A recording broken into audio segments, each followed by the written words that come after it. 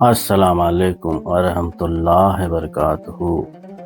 آج ہم آپ کو سنانے جا رہے ہیں ایک ایسے نبی کی مکمل داستان جنہیں اللہ تعالیٰ نے نبوت بھی دیا، بادشاہت بھی عطا کی، اور جن کی آواز میں ایسی مٹھاس رکھی کہ پہاڑ اور پرندے بھی اللہ کی تسبیح میں شامل بھی ہو جاتے تھے۔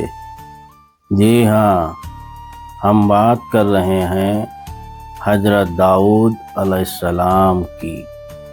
بھائیوں، حضرت موسیٰ علیہ السلام کے بعد بنی اسرائیل کئی حصوں میں بٹ چکے تھے۔ دشمن ان پر حملہ کرتے تھے، ظلم بڑھ چکا تھا اور ان کی قیادت کمزور ہو چکی تھی۔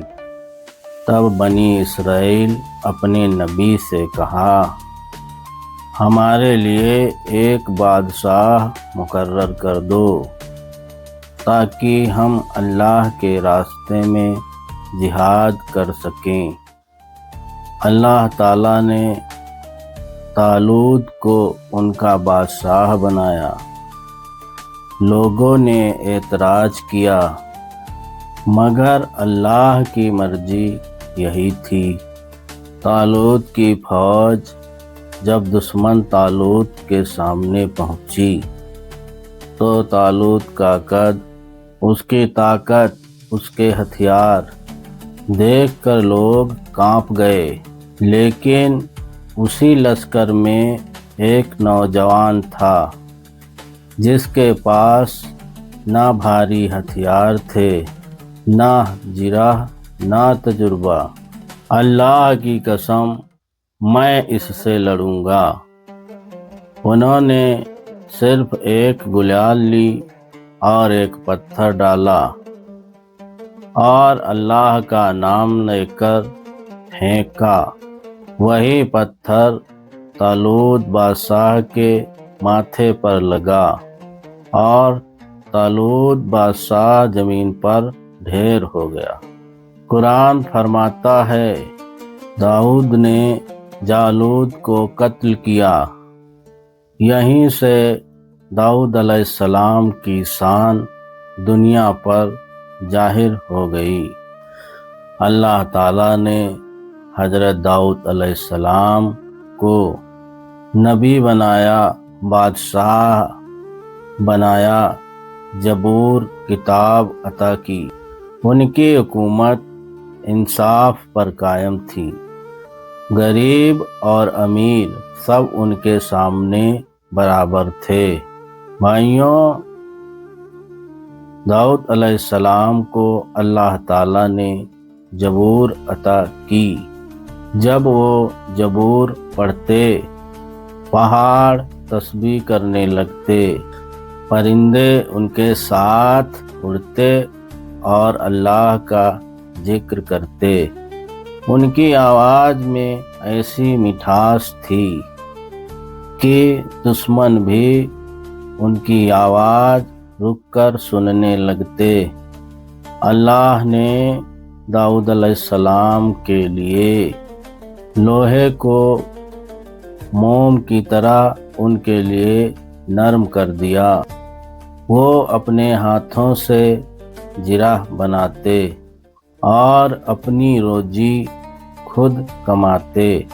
رسول اللہ نے فرمایا، سب سے بہتر روزی وہی ہے جو آدمی اپنے ہاتھ کی محنت سے کمائے، اور داؤد علیہ السلام ایسا ہی کرتے تھے۔ ایک دن دو آدمی عدالت میں آئے۔ ایک نے کہا، اس کے پاس 99 بھیڑیں ہیں اور میرے پاس صرف ایک، پھر بھی یہ میری ایک بھیڑ لینا چاہتا ہے۔ داؤد علیہ السلام نے فیصلہ سنا دیا۔ پھر انہیں احساس ہوا کہ یہ اللہ کی طرف سے امتحان تھا۔ ترنت سجدے میں گر پڑے، روئے، توبہ کی۔ اللہ نے فرما دیا، اے داؤد، ہم نے تمہیں زمین پر خلیفہ بنایا، انصاف سے فیصلہ کرو۔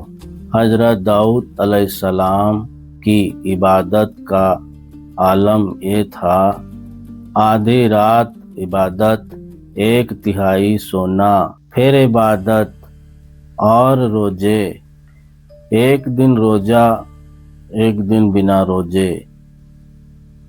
رسول اللہ نے اسے سب سے افضل روزہ کہا۔ داؤد علیہ السلام کے بیٹے حضرت سلیمان علیہ السلام ہوئے، جو بعد میں عظیم نبی اور بادشاہ بنے۔